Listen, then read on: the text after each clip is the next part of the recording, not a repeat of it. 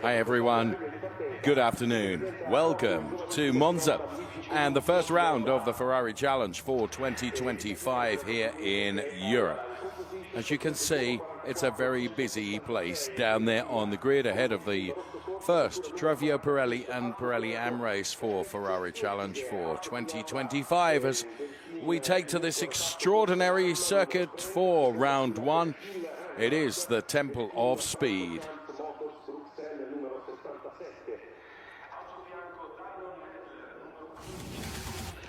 Oh yes, welcome to Monza, this extraordinary circuit, which is so filled of heritage and history. From here we head down through Italy to Misano. It's about 360 kilometers from here. Then it's Hockenheim, Brno in the Czech Republic, ahead of two dates in Spain, one in Valencia and one in Barcelona for rounds 5 and 6. Then Spa-Francorchamps in Belgium, ahead of coming back to Italy for the Finale Mondiale in Mugello in October. It's a busy, busy calendar of Ferrari Challenge racing, and it's a busy grid of cars. We've got supreme entries across all of our categories, and we're going to see the Pirelli and Pirelli Am cars on track, some 26 of them. Track temperature is 32 degrees, the air temperature is 17. The wind has picked up a little bit. It's still only 6 kilometers per hour, but there you can see as our drone takes us through the grid just how many cars and people are out there on the grid to enjoy the spectacle of this 30-minute plus 1 lap race which will come. The Pirelli cars will have a red strip across the top of the windscreen so you can identify our Pirelli drivers. The Pirelli Am drivers, which is what we are looking at now, have the white strip across the top of the windscreen. That gives you the indication of what category each of the drivers are racing in, whether it is Pirelli or Pirelli Am. That's more than busy, isn't it, behind the Richard Mills safety car. So the first round of the Ferrari Challenge for 2025. And it is a very, very exciting place to be down there on the grid as we're looking at the car there, one of our Ferrari Challenge Trofeo Pirelli drivers, Gilles Renmans from Francorchamps Motors in Brussels, looking after that driver. All the drivers are linked to a particular dealer. Luigi Coluccio going from pole position for Rosso Corsa for our Pirelli drivers. For our Pirelli Am drivers, it's Michael Verhagen for Ferrari Warsaw. Some 22 nationalities, I think, competing in the Ferrari Challenge this year across Trofeo Pirelli, Pirelli Am, Copa Shell, and Copa Shell Am as well. So not only the Ferrari Challenge as a series, which extends itself around the world, but drivers of all sorts of nationalities taken to the grid also. The number 30 car driven by Felix Hersiger. So, of course, so much more than just Ferrari Challenge racing from the world of Ferrari, including some remarkable supercars like the F80.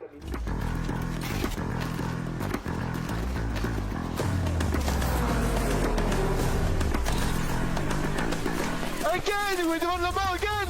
I love you guys.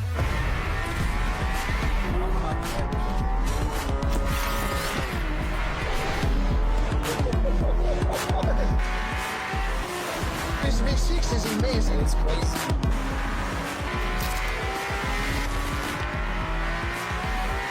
Here I'm like 20%. Amazing car, you know?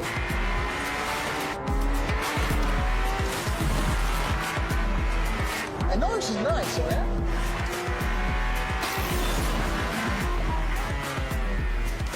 It's a rocket. It's not a car. Still alive. But the power of the car is so amazing. And they give you confidence. Torque is huge, zero turbo lag. Electric turbo helps a lot because the car is so reactive. Fantastic. Let's switch then.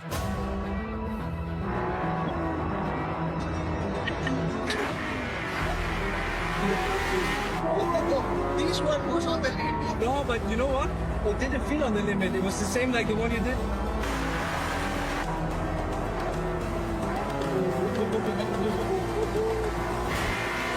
Happy to go out for a dinner in this car. No problem. You are the king. Huh? I am for sure.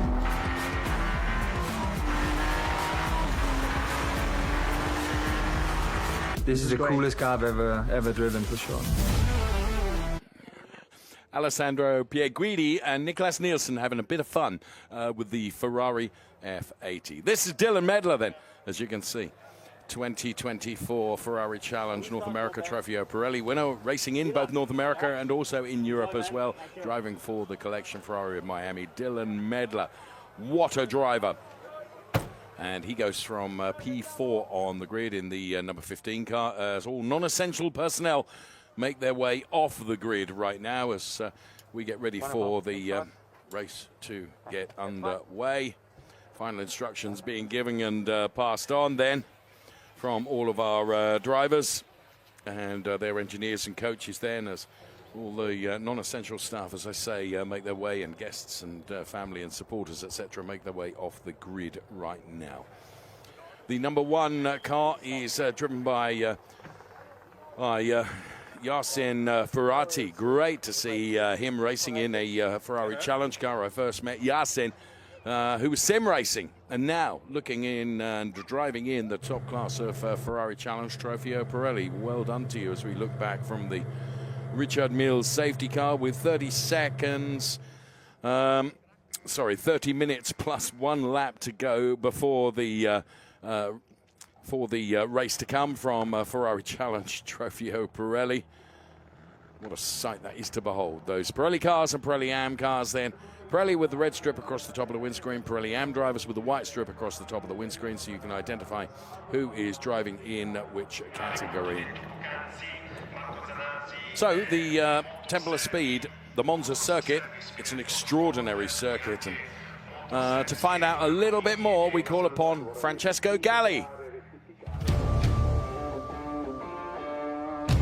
Punti che dobbiamo andare a vedere adesso sono la staccata di curva 1 e poi l'ingresso della SCAD. Vabbè, dai, andiamo a vedere in pista.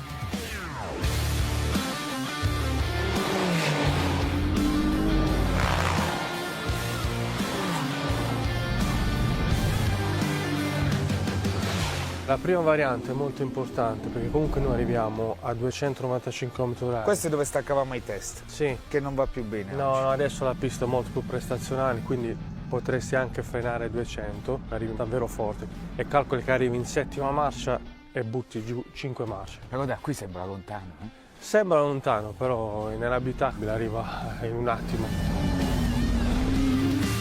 Il tempo si fa sia in questo attimo di frenata che dal centro curva in uscita, che lo porti prima alla Io ho seconda visto che variante. quando riesci a dare gas all'altezza di metà arancione sono 2 decimi. Sì, che là te li devi porti essere fino velocissimo nel cambio di direzione, velocissimo.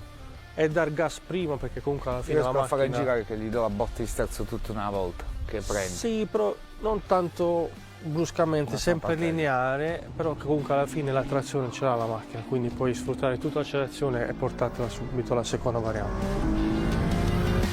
Qua lo stesso, qua il tempo lo fai, non tanto esagerando in frenata, ma è la percorrenza.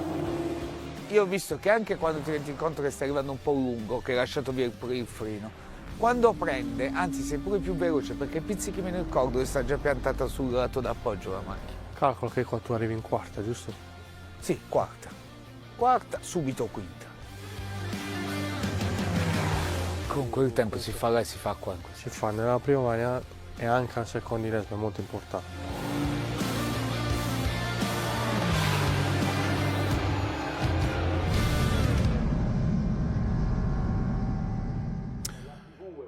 Thank you, Francesco Galli, then, giving us some important insights there, including accelerating through that chicane. Wow. So here we are then at the Temple of Speed, the Monza circuit, built in the Royal Villa of Monza Park. 12 turns, 4 left, 8 right, around about 20 kilometers from central Milan. And it is the Temple of Speed for one very good reason. Founded back in 1922, this place has some remarkable history and heritage. And we're about to get the race start underway. Ferrari Challenge, Trofeo Pirelli and Trofeo Pirelli Am.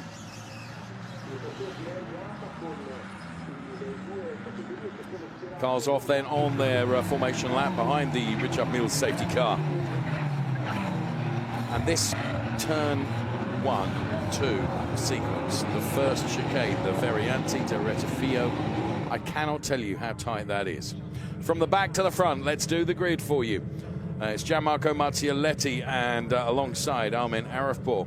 Then we find Faisal Shayer and Andreas Berg Sorensen. Ahead of them are Martin Havas and Otto Blank, P22-21, P20-NM, P19 Danilo Del Favero, P18 for Henri Acide, starting way out of order, Rafael Duran going from P17, Hanno Laskowski and Francesco Galli, who we just heard from, are on the 8th row of the grid to the 7th, where we find Herbert Geis and Hendrik Viol, P14 and 13. And then it's Andrew Morrow and Marco Zanazzi. Ahead is Michael Verhagen, who sets pole position for Trofeo Pirelli Am, and he starts alongside Max Mugelli. Then it's Quinn Wiedlersbach and Björn Grossman, two Trofeo Pirelli drivers, P8, P7. P6, Vincenzo Scarpetta. Jasin Ferati goes from P5. Then it's Dylan Medler and Gilles Renmans on the 2nd row of the grid. It's Felix Hersiger. And our pole sitter is Luigi Coluccio for Rosso Corsa Racing. Let's hear from our pole sitter then, driving for the Rosso Corsa team. It is going to be Luigi Coluccio. How did he do it? Pole position. Super happy about this qualifying. It's my first race with Rosso Corsa, so I'm very happy with it. We did pole with Alpha Second, so the lap was quite good. We waited a little bit in the beginning because the track was slippery, but then in the end, when the track was drying, I was going faster and faster. So big thank you to Rosso Corsa for this opportunity to race with them, and look forward to the race to win it. Thank you. Thanks, Luigi Coluccio. Then our pole sitter for Trofeo Pirelli, our pole sitter for Trofeo Pirelli and Mikael Verhagen. The cars, of course, it's always a rolling start in the Ferrari Challenge, and the Trofeo Pirelli and Pirelli Am drivers will line up side by side in grid formation behind the Richard Mills safety car. The safety car will peel off into the pit lane. Then it will be the responsibility of Luigi and Felix on the front row of the grid to control the pace of the rolling start. Every car must make their way through their grid box on the grid at a certain speed and maintain their position until the lights go green. Then we are racing. The long parabolica then is where we're at right now. So the Richard Mills safety car will peel off, and then it's down to Luigi Coluccio and Felix Hersiger, who will be first going into that chicane. Dylan Medler and Gilles Renman want to get in and amongst it as well, as does every other driver on the grid. So from my side, it all looks pretty reasonable, but Race Control have all the sensors at their disposal. We await the lights out before we go racing. Luigi Coluccio is champing at the bit to get going here. So too is Dylan Medler. Let's go racing. Dylan Medler then tries to put himself between the middle of the top two. P3 for Dylan Medler, I think, before they even get to the chicane. Will he be able to make it into P2? Lots of squealing Pirellis then, as that really tight chicane means that a number of drivers shortcutting, including Hendrik Viol, who shortcutted, then found himself on the gravel. In fact, I don't think Hendrik did shortcut it. I rather think he got nerfed into the gravel. Hendrik is one of our Pirelli Am drivers. So I think they've all made it through that chicane all okay, which is not a given. There is a yellow flag at turn 2, so perhaps not then. So a challenge going on for the lead here, and you can see, I think there's strife for that car that was leading in P1, Nico. And it's Dylan Medler up to P2. They're carrying so much speed through that turn as well. Now, lots of changes have been made to this Monza circuit since the last time we were here. Resurfacing curbs have been lowered. It allows for it to be even quicker than ever before, and you can take so much speed. It's Yasin Ferati that, according to my calculations, is leading the race ahead of Dylan Medler. Let's just hold on here as there's stuff being kicked up, and well, you can see drivers then behind us, and I think that's Björn Grossman who's really hounding Dylan Medler. for he's P3 at the moment and chasing down Dylan Medler. Of course, Bjorn Grossman has done an awful lot of racing in the Ferrari Challenge, and well, what a start from the Emil Frey driver, Yasin Ferati. Then Bjorn Grossman and Dylan Medler, and Grossman to the inside of Dylan Medler. Yasin makes a huge mistake going into the chicane. That plays into the hands of Bjorn Grossman, who's able to get the edge. And surely Grossman now trying to put himself to the inside of Yasin Ferati. Yasin closes the door. This is the fight that's going on for the lead in Trofeo Pirelli. Bjorn Grossman all over the back of the Yasin Ferati car, and Dylan Medler trying to do exactly the same. What an extraordinary start to the race, Nico, and Yasin must have come through like a thing possessed. Yeah, absolutely. Yasin Ferati in the very early stage of the start, very, very quick. Bjorn Grossman just playing all his experience. He came from P8, he was in P5 after the first chicane, he was in P3 after the second chicane, and as you saw, he is already challenging for the lead. Huge experience on the side of the German, and he's now alongside Ferati on the outside, but can he make it? Well, he's done it way before the breaking point. From P8 into the lead in a lap and a half. Extraordinary prowess and progress from Bjorn Grossman, the Octane 126 driver who, as Nico quite rightly says, has got huge experience in Ferrari Challenge and knows the Monza circuit really well too. And now Yasin looks like he's going to be mugged by Dylan Medler, potentially also going into the Parabolica. Perhaps Dylan not quite close enough to be able to do it. Dylan Medler, the 2024 Ferrari Challenge North America Trofeo Pirelli champion, contested here in Europe as well last season, but he is under real pressure from Gilles Remmans, and Scarpetta is not far behind them either. Now Andrew Morrow is leading in the Trofeo Pirelli Am race ahead of Michael Verhagen. So Andrew Morrow having got past Michael Verhagen, and it's Hendrik Viol P3 in the Pirelli Am race ahead of Marco Zanazzi. And Henri Acid, Nico, who started way down the order, is now up to P5 in Trofeo Pirelli Am and has just set the fastest lap in Pirelli Am. Bjorn Grossman set the fastest lap in the Pirelli classification. But Andrew Morrow leading in Pirelli Am. Well done, Andrew. So, Bjorn Grossman then, who's managed to get just about a second between himself and Yasin. And then Dylan Medler in P3, about a 10th behind, perhaps a bit more than the 10th now, behind Ferati. Then it is Gilles Remmans and Scarpetta. Here comes a replay of the start. Talk us through this, Nico. Yeah, and everything is clean. Everybody is in position, as it seems like, and Dylan Medler with a good start. Ferati obviously with a good start. Lots of things going on. Then it will be really, really tight into the turn. And I think Coluccio at the end of the exit went effectively straight to the gravel after a little bit of context there. A little bit of context, then he just goes straight while others just cut the corner. And there at the top, just watch the car in the lead. There is a nudge and then straight, no way with the sausage curbs to turn into that turn. It just goes straight, and that will be a disaster for our pole setter. On board with Dylan Medler, we can see it from a different perspective here. While all about are losing theirs. Now there's Ferati coming through. So he'd got himself ahead of Dylan Medler at that point. Right, let's go back to the live pictures right now with Bjorn Grossman leading from Ferati from Medler. Now here comes Hendrik Viol. He's going to be king of the late breakers here. Hendrik Viol on Marco Zanazzi gets the job done, Nico. And that is for P3 in the end, so that's a provisional podium position. But Michael Verhagen in the meantime is closing in on Andrew Morrow for the lead in the AMs. I just saw those two cars come through. We have gravel on the track at turn number 6. So something to watch out for the drivers. And just a little bit of a watch. Jasin Ferati already with true track limit warnings.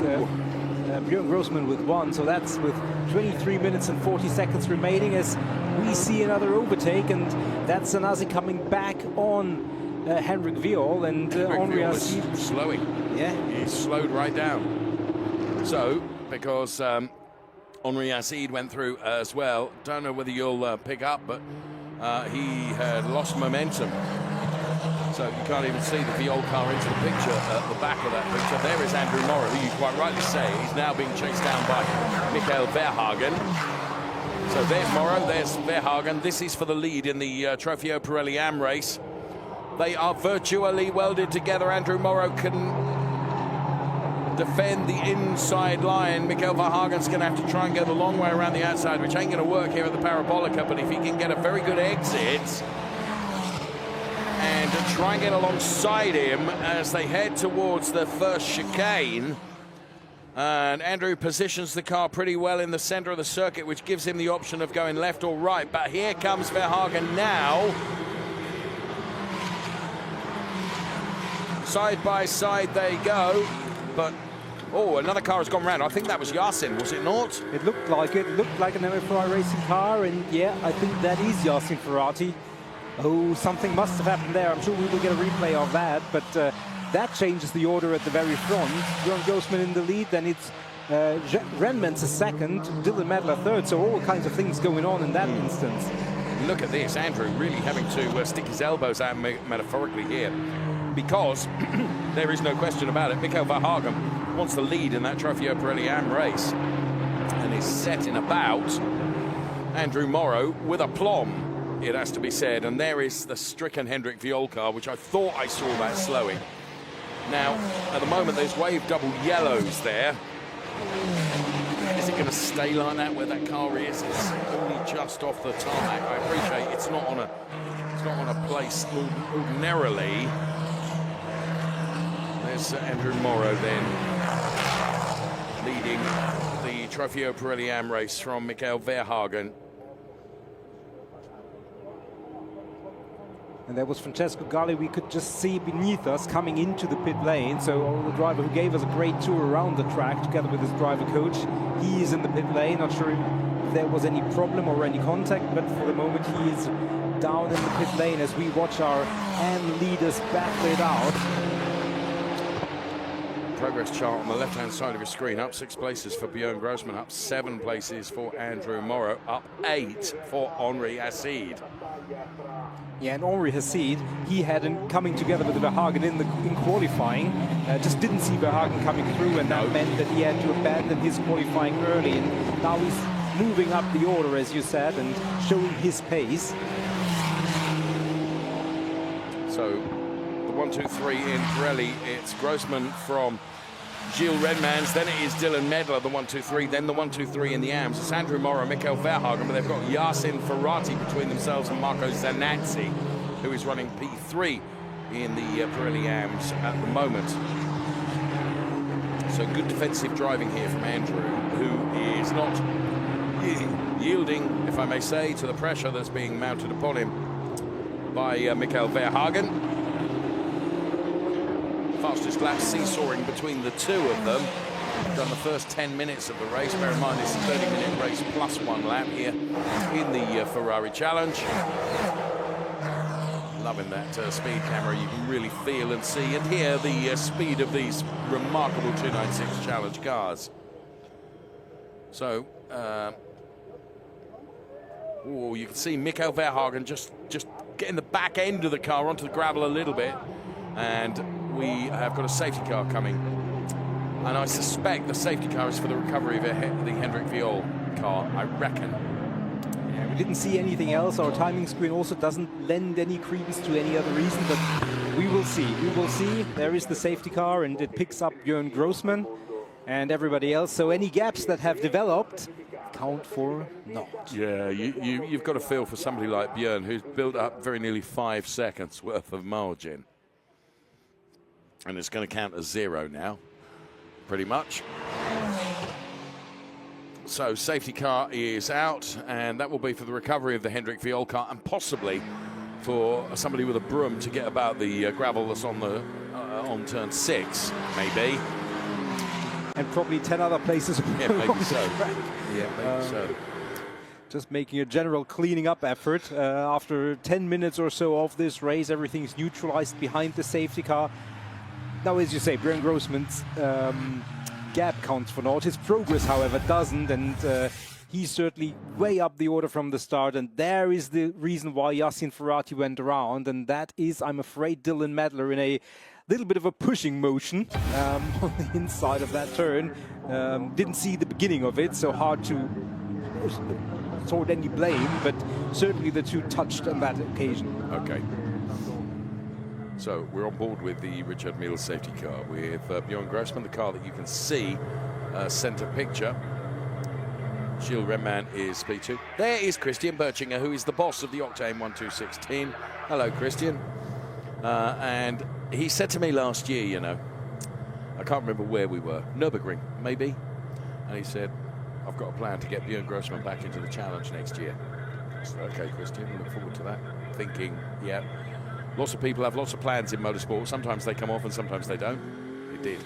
He's here. Very good. And well done. Obviously Octane 126 very successful with Ferrari racing, including the Nürburgring 24 hours, yes, other events. Really successful, and long-standing campaigners in the Ferrari Challenge as well. Not last year, but great to see them back with a great car and, dare I say, possibly an even greater driver. Yeah. We're looking then at Johnny Kane, who is the driver coach to Andrew Morrow. Now, knowing Andrew as I do, he's a fairly cool, calm and collected character who doesn't seem to suffer stress too much. Incidentally, playing credence to what you were saying there, the incident involving cars 15 and number 1 in turn 2 is turn 1 rather, is under investigation. That is indeed Dylan Medler and Yasin Ferati, so you're right there. So there is Johnny Kane, picture in picture that we can show you. Johnny Kane, driver coach to Andrew Morrow. I was saying, Andrew's just a cool, calm and collected character. And so too is Johnny. I mean, they're perfectly suited as driver and driver coach. And Johnny would just be keeping him informed of everything that's going on. I thought Andrew was doing a good job in defending from Michael Verhagen. I think, if truth be told, it looked like Verhagen was quicker, Nico. But you've got to find a way by, haven't you? And if Andrew continued to defend as cleanly as he was, well, it was going to be a job for Michael to get by. Dylan Medler, you can see on board here, weaving from side to side. He's doing a lot of racing, is Dylan Medler, and he's such a fantastic character and a fantastic driver. Just a couple of weeks ago was with him in Sonoma Raceway in California, where Dylan was racing, where of course he won the Trofeo Pirelli Championship last year. And yeah, very good driver indeed, and he's very tall, Nico. I'll give him that, as well as being very skilled behind the wheel of a racing car. Yeah, fair play to him. The safety car is still out there, just gives us a little bit of a moment to have a look at track limits. And the rule is you're allowed 3. 3 is the final warning. After that, it's penalty time. And we've got a number of drivers at 2, which includes Michael Verhagen and Jasin Ferati, Ori Hassi and Max Mugelli, all of those with 2 warnings. Quite a number of other drivers with 1, and roughly half the field with a clean slate for the time being. Right. So with 15 minutes plus a lap exactly now remaining, and the safety car coming in at the conclusion of this lap, this is one thing that we will have an eye on, because it can determine who finishes where. Absolutely. Now, it will be Björn Grossman that will control the base of the restart, if you will. And Gilles Renmans will be doing his level best to anticipate when Björn Grossman gives it 100%. Björn, though, be tempted to ask him, it would be a nice quiz question. How many safety car restarts have you been involved in, Björn Grossman? Quite a few, I would hazard a guess. Yeah, probably. I'm fairly sure he wouldn't know the number exactly. No, I think you're probably right. I think he wouldn't. But yeah, more than 1. That's for sure. Fair. So he knows, what I'm trying to say is he knows how to do it. And a lot of it is psychology. By weaving from side to side, Gilles has got to try and ascertain when he thinks Björn is going to go, and when Björn goes, he has to stay gone. I think he has gone already, but yeah, I think so. We're looking at the other cars. No more weaving that we can see, and that may mean that Björn has given it a footfall. Yeah. And indeed, and he has made it, and he has gapped Renmans for the moment just by a little bit. Yeah, he did it mid-weave, which was quite clever. And into turn number 1 they go. You can hear the cars rattling across those curbs. I think Björn has done a brilliant job in terms of that restart. Here's Björn Grossman from Gilles Renmans, Dylan Medler, and then Vincenzo Scarpielletti now. A drive-through penalty is going to be awarded to Dylan Medler. You'll see it on your screen momentarily. And it is for that incident with Yasin Ferati that we saw through turn 1. So Dylan is going to have to pay a visit to the pit lane. And that's going to quash his hopes of a really, really good finish. There it is. Promised you'd see it now. He'll have received that communication on radio. And he'll pick himself up from that. But he'll be disappointed. I mean, you saw it. I didn't see it. I was looking at the timing screen when the replay came up. But, well, through goes the car of Scarpetta. It's kind of academic, really, isn't it? Dylan didn't defend that too much, and why would he? Because he's got to take a drive-through penalty. Now, what he could do here is perhaps impact and affect the lead of the Pirelli-Am race, because trying to look at the inside there was Mikael Verhagen. Andrew Morrow keeping it tight to the inside. So Andrew needs to go past them. Do you know what? That's really, really good driving from Andrew Morrow, anticipating the fact that Dylan was going to come into the pit lane. Dylan kept up a constant speed, though, and didn't impede anyone. Good to see. So into turn 1, it's as we were in terms of P1 and P2 for the AM drivers, and it's as we were for P1 in Pirelli's as well. And sadly, there's a change for this young man who was in a podium place and most definitely is not now as he makes his way out of the pit lane. Careful not to cross the white line, Dylan. And there is our leader. And here with a bold move up the inside, but I don't think he was quite close enough to make it count, Mikael Verhagen. He will be taking so much out of that car and those tyres, Nico. Yeah, probably, and that is something to bear in mind. I mean, 11 minutes plus a lap remaining. Behind the two is Jasin Ferati, and even though he's gapped by a little bit, he obviously would like to get on terms with them, get past them, and try and battle for a podium position because he's running in P4 in class. That could affect this battle if Yasin Ferati gets on terms with them, but for the time being, there is quite a significant gap, as is between Björn Grossman and Gilles Renmans. It's 1.8 seconds for the moment. It's 10.5 minutes plus that 1 lap remaining. Dylan Medler, he has rejoined, but obviously for him, everybody having been bunched up, that was extra bad luck after the penalty, because it meant that he lost even more positions than he would have had at race pace. And there is Michael Verhagen again weaving, trying to sell a dummy to Andrew Morrow, but he's clean, cool, calm and collected. And I actually think Michael Verhagen overdid that a little bit. You might be right. Andrew Morrow, by just not reacting, reacted the best way he could. He is just so cool. I well remember, Nico, speaking to him after he'd won the Trofeo Pirelli UK Championship. And I said, "You're a champion. How do you feel?" Yeah, good. You know, very unemotive. Very cool. And he'll be taking this all in his stride. Some will be taken to the grass. Meantime, Marco Zanazzi, who is the final podium placer as we stand at the moment in Trofeo Pirelli Am, has got Yasin Ferati right behind him, or alongside him, or indeed in front of him. I think Ferati has just overtaken. There is Ferati coming back at Zanazzi, because Zanazzi had gone past Ferati, which would have allowed him to get on terms with the drivers in front of him. Now being back behind Ferati, it means that Henry Hassid is right behind him. Oh my goodness. So that's the battle potentially for P3 in the AMs.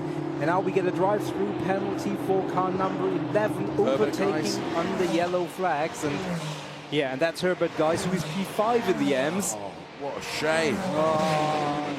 But, you know, you can get nothing past race control. They know what's going on, Nico. Do you know what I mean? It's, you know, I never want to criticise penalties from race control because they have access to so much data, so many images.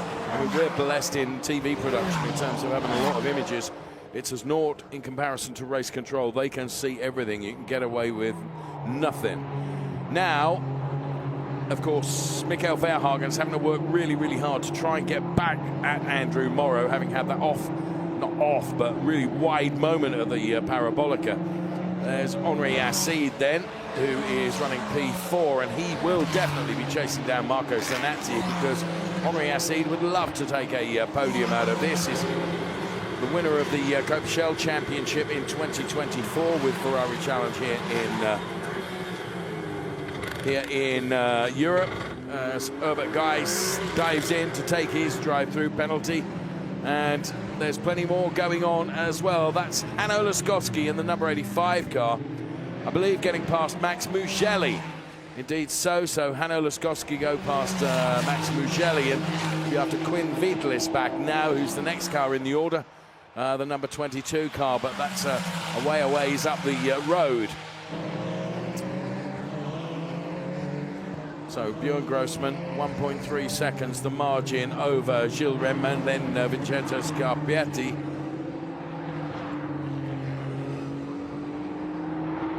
And now Yasin Ferati receives a time penalty of +5 seconds for leaving the track and gaining an advantage. Can only think that would be through turns 1 and 2.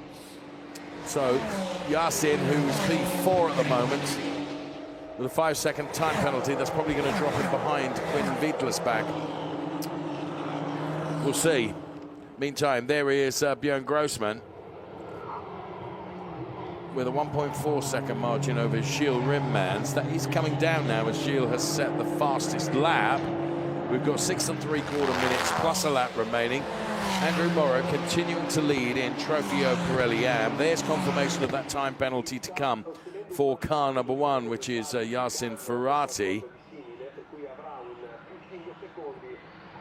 So Björn Grossman, Gilles Remans, Vincenzo Scarpietti.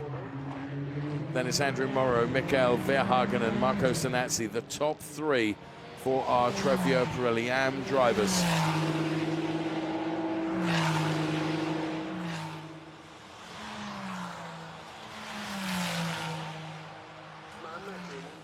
So Björn then, is he just controlling this? I have to say, Gilles Renman is looking a bit more lively now, but with just 6 minutes plus a lap remaining, and a deficit of 1.5 seconds, and a deficit of 1.5 seconds would only bring you on the back of the car that's leading, let alone find a way by it.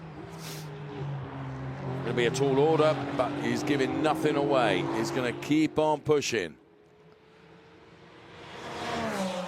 So there is the car that is P2 at the moment. And there is the car that he's leading. For Octane 126, Björn Grossman was able to thread his way through right at the start of the race, using every bit of his experience to know what he could do legally, safely, without putting himself in prospect of danger. We split the screen so that you can see team boss Christian Berchinger talking to him on the radio as well. Just maintain the gap, monitor where you're at, just do what you need to do. We're on board with Scarpietta then, 4th gear, 5th gear now, as much speed as possible heading up towards that first chicane. Will we get up to 260 kilometers per hour? No, we'll go beyond that, get up to 270, maybe even 280. Maybe 290 before braking. No, not quite. Oh, you can see the car under braking then as you turn the car in. You've got to be oh so brave. But I tell you what, that was a textbook way through turns 1 and 2. Thank you, Vincenzo, for giving us that. Around the Curva Grande right now. Again, getting to 280 kilometers per hour. Nearly before having to brake for the turns 4 and 5 chicane, then back on the gas again. I rather enjoyed that. 4 minutes plus a lap.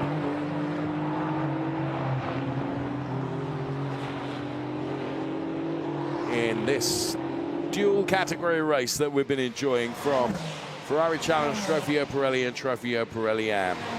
There's our P1 and P2 in the Pirelli Am drivers. And right now, Henri Assid has got on the back of Marco Zanazzi. This is going to be for the final podium place in Trofeo Pirelli Am. And Henri Assid is now, for the first time of asking, I think, within striking distance of Marco Zanazzi. Just ahead of both of them is Jasin Ferati, who, of course, has got a time penalty to come. It's academic anyway, because he's out of category. Henri Assid, where is he going to try and pitch this against Marco Zanazzi to try and find a way through and at least get a podium out of this race? Or is Marco Zanazzi going to be able to cover off everything?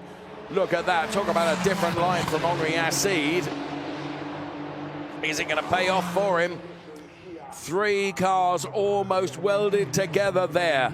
Now Yasin Ferati defending his line. Assid will go for the inside. Perhaps not quite close enough.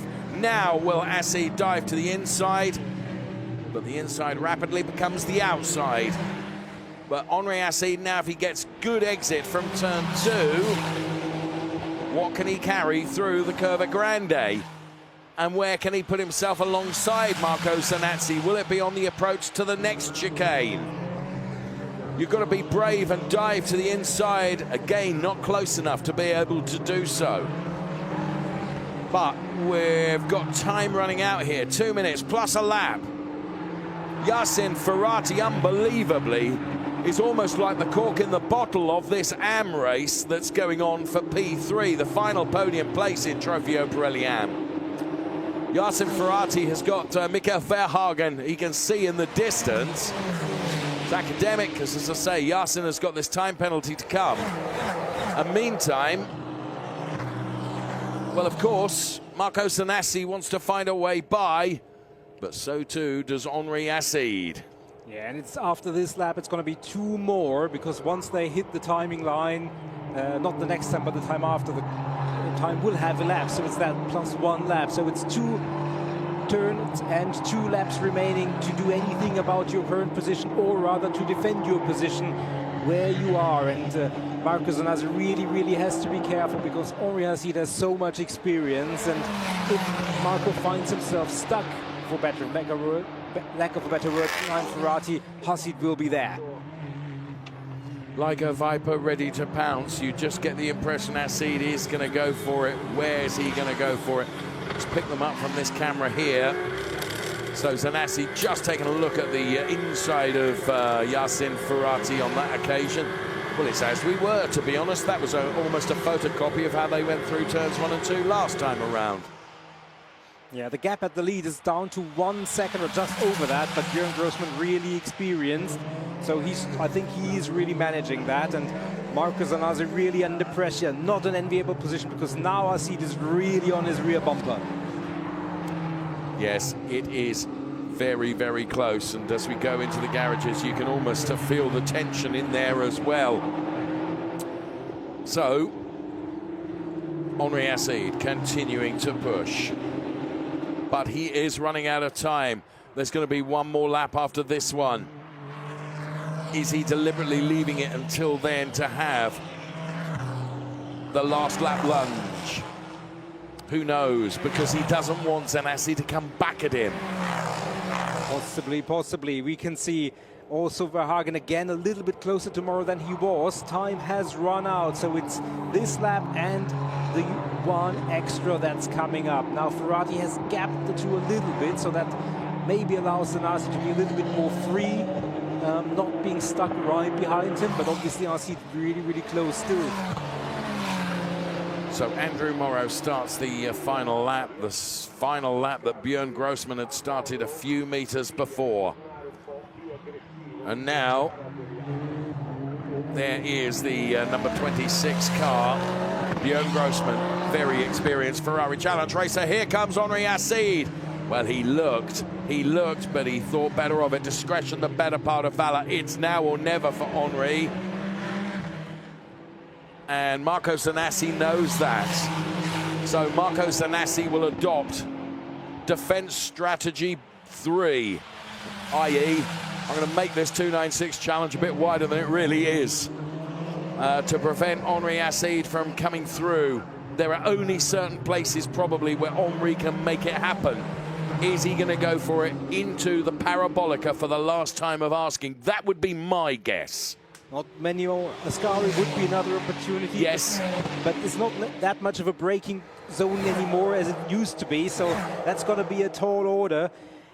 But you can set yourself up for the turn into the Parabolica if you can take more speed out of that turn. So there is Andrew Morrow. He looks fairly safe towards Michael Verhagen. I think the gap is big enough. Same for Björn Grossman. But everybody who's chasing is keeping the driver in front of them keen. Well, Björn Grossman, I think, unless something dramatic happens, will probably have this. But in the background, there you can see Marco Zanazzi and Henri Assid. They're still very, very close. Michael Verhagen would like to, but it's not close enough. Oh, it's so difficult because, of course, we need and want to see the winner take the checkered flag. It was Gilles Renman right on the front. I heard a squeal in the Parabolica. Gilles Renman has gone through, I think, ahead of Björn Grossman. Vincenzo Scarpetta. Andrew Morrow seals the deal for Pirelli-Am ahead of Michael Verhagen and Marco Zanassi. So Gilles Renman around the Parabolica got the better of Björn Grossman. Please, please, I urge you, if we have a replay of that, I would love to see it, because we were focusing and paying our attention on so many things. Wow. But in the final few meters of tarmac, Björn Grossman, who, well, had done a brilliant job. I'm almost at a loss, but I definitely heard a squeal of tyres around the Parabolica. I can't believe that Björn would have made a mistake, Nico. It sounds remarkable, but we will see a replay of that for sure, and then maybe we will know more. Well, Gilles Renman then for Francorchamps Motors Brussels takes P1 from Björn Grossman. There is Andrew Morrow, who takes the Pirelli-Am win.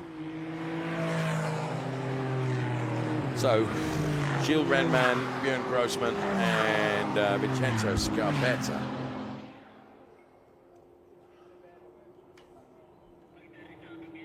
The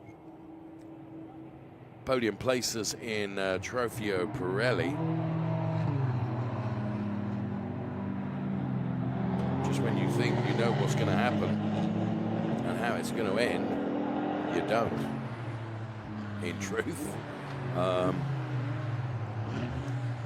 So cars making their way into the pit lane right now. I'm sure that our production team are working frantically to get a replay for us of the final turn. Gilles, let's go, man. I am being told by those that may know Nico that it may not have been a squeal, it may have been fuel starvation because we're running out of it. The car is stopped on the track. Wow. Wow, what can I say? I mean, that seeing the car parked up. Yeah, well, that supports that theory, but I mean, we've seen a lot in Ferrari Challenge. I don't think we've ever seen this. And I mean, good luck getting Björn to the podium now, quickly, because he's going to be in demand there. Oh my, oh my. Wow. Drama never stops all the way. And, you know, I said it, this looks like a done deal for Björn. And I jinxed it properly. Yeah, you did. He's going to have the right hump with you. Yeah, I'm sure he will. Sorry, it's a technical expression, right hump. Yeah. Here's confirmation of the result. Gilles Renman taking the win from Björn Grossman and Vincenzo Scarpetta. ahead of Andrew Morrow, Mikael Verhagen, Marco Zanassi, the top three in the Pirelli AM drivers. Then it was Henri Assid, Yasin Ferati, Quinn Wittelsbach and Hanno Laskowski. They occupy the top 10 positions. Ahead of NM, Max Mugelli, Rafael Duran. Well done, Rafael. Dylan Medler, Gianmarco Marzioletti, Herbert Guys. And ahead of, or behind Herbert Guys was Martin Havas. Then it was Armin Arifpour, and the rest of the order you can see there. So there we have it. I just don't know how much more drama we can have, truthfully.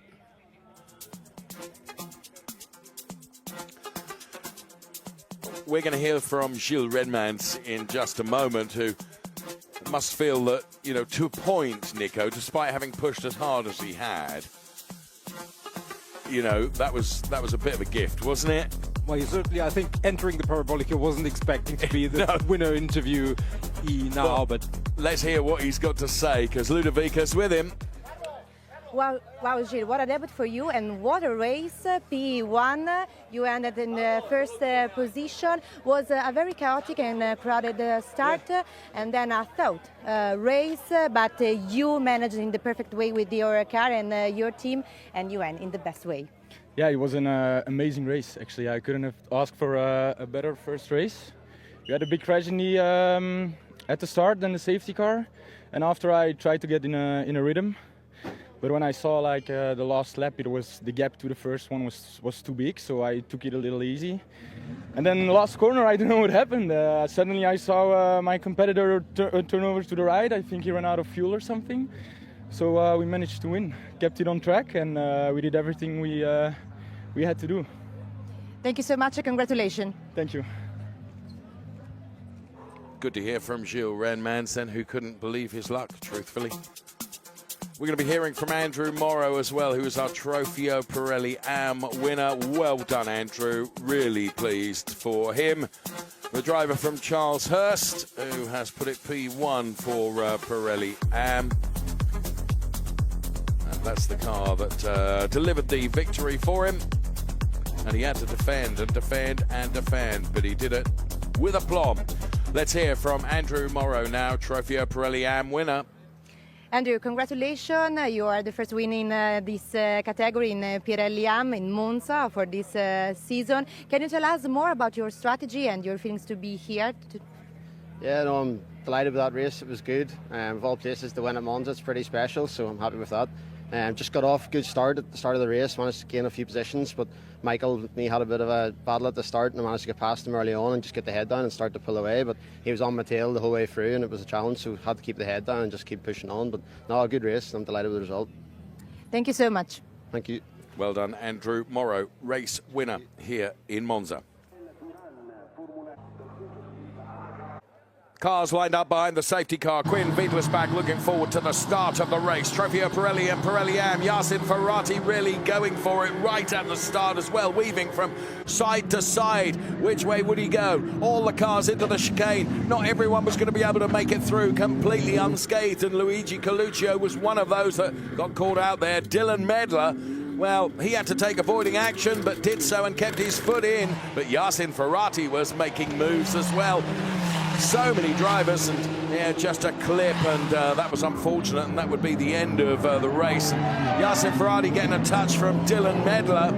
That would change the shape of things, and Dylan Medler then, he gets a drive-through penalty. Hendrik Viol, unfortunately, he ended up on the side of the track as well. Gilles Redmans was continuing to chase down Björn Grossman, and elsewhere there was still lots going on. The mix of Pirelli and Pirelli AM drivers, it was extraordinary, and this was the battle that was going on in Trofeo Pirelli AM, where Andrew Morrow had to defend and defend and defend as they headed towards the checkered flag. Unbelievable luck for Gilles Redmans as Björn Grossman ran out of fuel. That gave Gilles the win in Trofeo Pirelli, and Andrew Morrow taking the win in Pirelli AM, having defended from Mikael Verhagen for lap after lap after lap.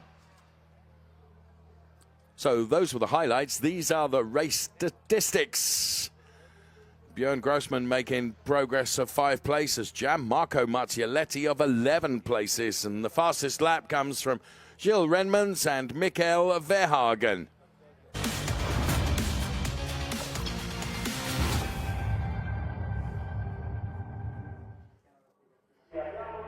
So we will be seeing our drivers out on the podium next.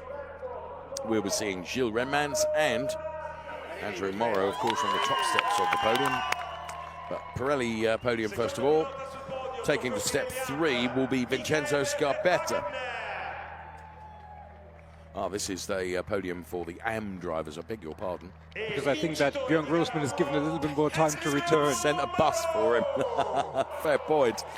Thank you. Jasin Ferati, Mikael Verhagen. And on the top step of the podium, here comes our race winner, Andrew Morrow. And of course, Charles Hurst will be represented on the podium as well, as here comes the national anthem.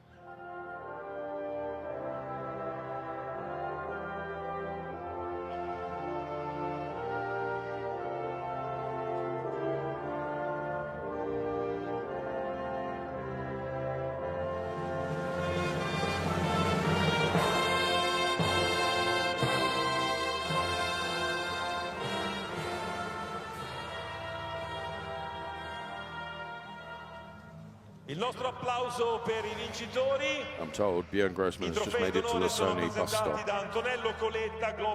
Delighted that Antonello Coletta, then global head of endurance and GT, here to make the trophy presentation. He's head of Corsa Clienti as well. He makes the trophy presentation to Marco Zanazzi, also to Mikael Verhagen, and to Andrew Morrow, our race winner in Pirelli AM. Of course, the team's trophy will be awarded to Charles Hurst. And Mario Isola here from Pirelli to make the Pirelli trophy presentation to Andrew Morrow. So everyone onto the podium for the photographs. Facciamo prima la cerimonia con lo champagne, per cui facciamo prima lo champagne. Everyone's getting just a bit wary of who's going to be quickest with the champagne here. No, drivers doing everything they should in terms of the photographs first. And then you watch them go for it. It's going to be Morrow quickest with the champagne, told you.